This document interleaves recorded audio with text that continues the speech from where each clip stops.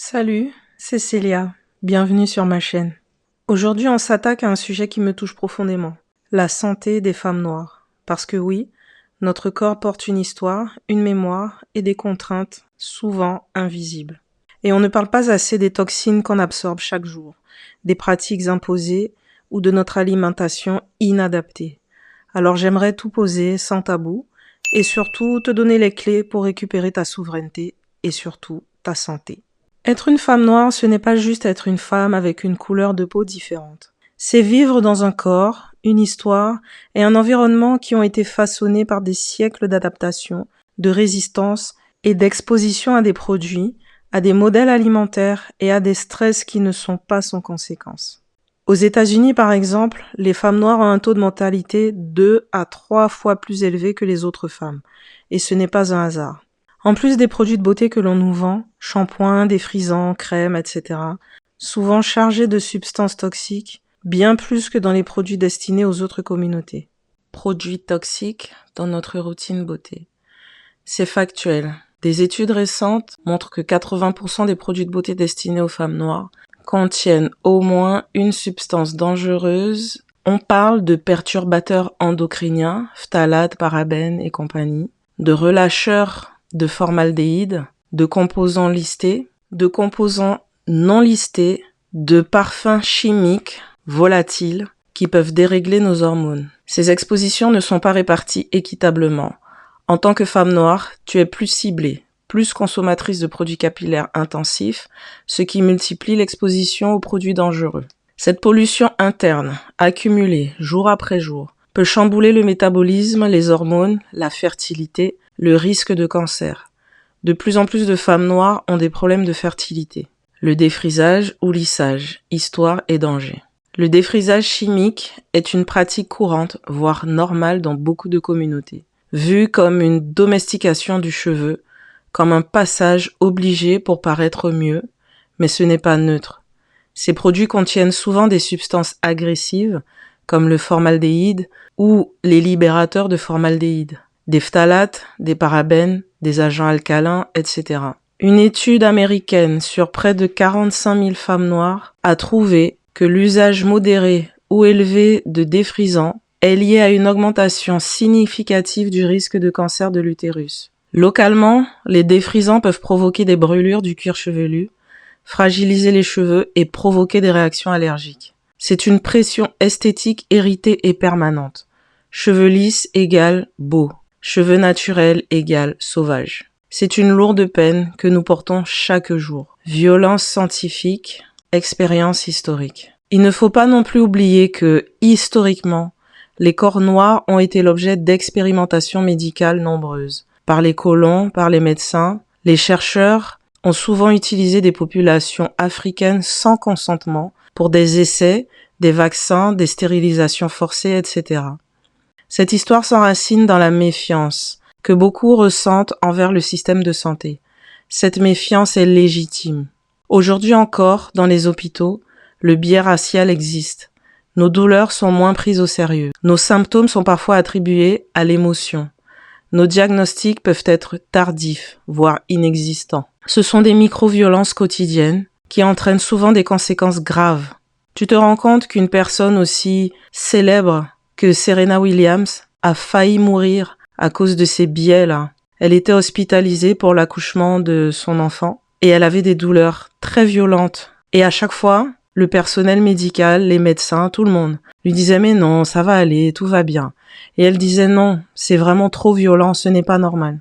Elle avait vraiment des douleurs atroces et elle avait beau le signaler et à chaque fois elle disait « mais non, ça va, ça va ». Et à la fin, elle a fini par trouver quelqu'un pour tirer la sonnette d'alarme et dire que ce qu'elle ressentait n'était pas normal. Et ils ont vu qu'effectivement, elle faisait une hémorragie. Elle a failli mourir. Alors que c'est une star. Personne n'a voulu l'entendre. Imagine les femmes lambda, qui ne sont pas connues, qui ne sont pas des stars, qui n'ont personne à côté d'elles pour tirer cette sonnette d'alarme. Imagine ce qu'elles subissent. Combien de nos sœurs ont dû perdre la vie comme ça? Ajoute à cela que beaucoup d'études biomédicales ne nous incluent pas. Nous sommes sous-représentés. Donc les résultats ne sont pas toujours valables pour nos problèmes de santé. Dis-toi bien qu'en Occident, toutes les recherches, en tout cas au moins 90% des recherches, peu importe les domaines dans lesquels sont faites ces recherches, sont faites pour les hommes de type caucasien.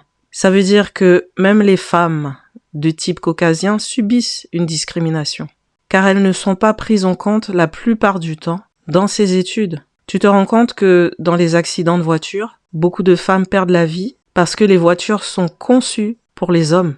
Eh oui. Alors imagine, d'un point de vue médical, ce que les femmes racisées doivent subir. Alimentation déracinée. Nos ancêtres mangeaient local, varié, fermenté, riche en plantes médicinales, légumineuses, tubercules, fruits sauvages, etc. Avec l'esclavage et la colonisation, on a été forcé à consommer du blé, des sucres raffinés, des denrées importées, des aliments ultra transformés. Maintenant, nous y sommes tellement habitués que nous croyons que ce sont nos traditions et nous ne cherchons même plus à consommer autrement. Aujourd'hui, nous souffrons de maladies qui autrefois n'existaient qu'en Occident. Ce décalage entre ce que notre corps attend et ce qu'on lui donne est une des sources de nos maux. Déséquilibre métabolique, microbiote appauvri ou détruit, inflammation chronique et autres maladies diverses et variées.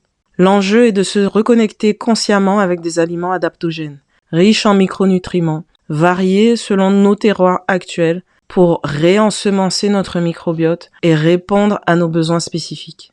Action pratique. Scruter les étiquettes des produits que tu achètes. Éviter les produits avec fragrance ou parfum sans détail. Certains parfums sont naturels et posent très peu de problèmes, mais ils peuvent quand même être allergènes.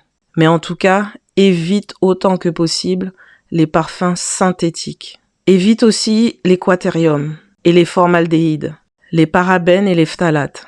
Utilise autant que possible des marques safe, green, éthiques, idéalement conçues pour les peaux et les cheveux afro. En vérifiant les bases, tu as des applications comme Inky Beauty, Yuka, il y en a peut-être d'autres, si tu en connais d'autres, n'hésite pas à nous les partager en commentaire. Évite ou limite le défrisage et le lissage chimique autant que possible. Privilégie les coiffures naturelles, les protections douces, les soins doux, les coiffures protectrices non agressives.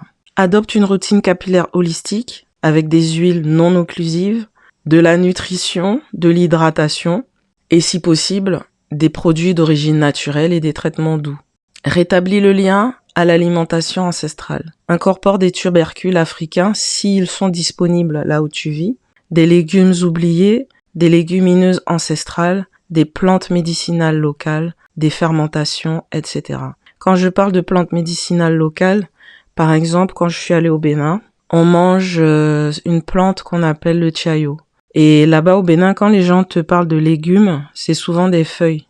Quand je demandais à mettre des légumes dans un plat, les gens mettaient des feuilles. Et je disais non, je veux plus de légumes. Et ils rajoutaient plus de feuilles. Mais en fait, la feuille, par exemple, le chayo, qu'on appelle en français basilic africain, c'est un légume au Bénin. Mais c'est aussi une plante médicinale. Ça veut dire que ce que tu manges, non seulement ça te nourrit, mais en même temps ça te soigne.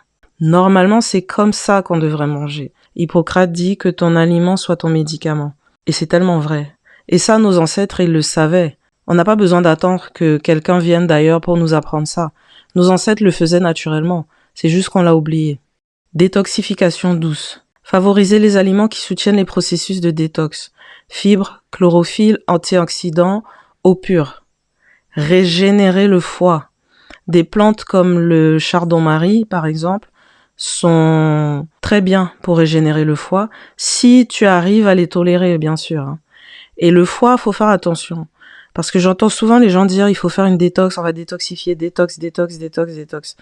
Ton foie, et les autres organes d'ailleurs, tout ton corps, mais ton foie, s'il est fatigué, il n'a pas besoin d'une détox. Il a besoin d'être régénéré. Il a besoin que tu lui donnes un coup de main. Parce que la détox, ça fatigue.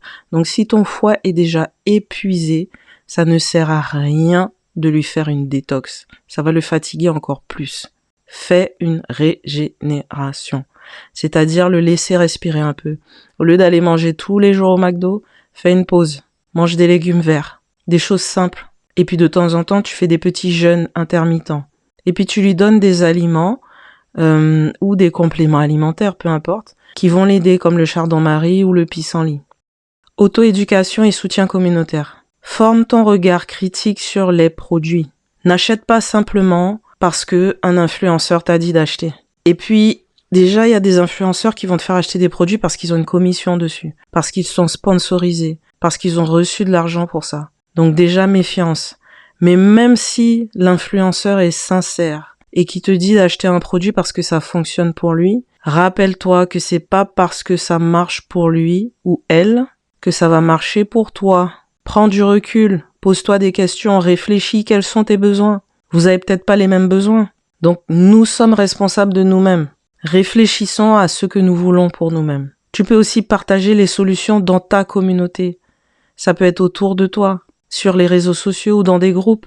WhatsApp, par exemple, peu importe. Et nous avons le pouvoir de faire pression sur les marques pour qu'elles aient des formulations plus saines dans leurs produits. Si tu arrêtes d'acheter des produits malsains, tu peux être sûre et certaine que les marques, elles vont faire un effort pour améliorer les formulations. Parce que leur but, c'est de gagner de l'argent. Mais si on achète bêtement, sans se poser de questions, sans réfléchir, elles n'ont pas besoin d'aller faire des efforts. Parce qu'on achète de toute façon. Donc elles peuvent mettre toutes sortes de cochonneries dans les produits.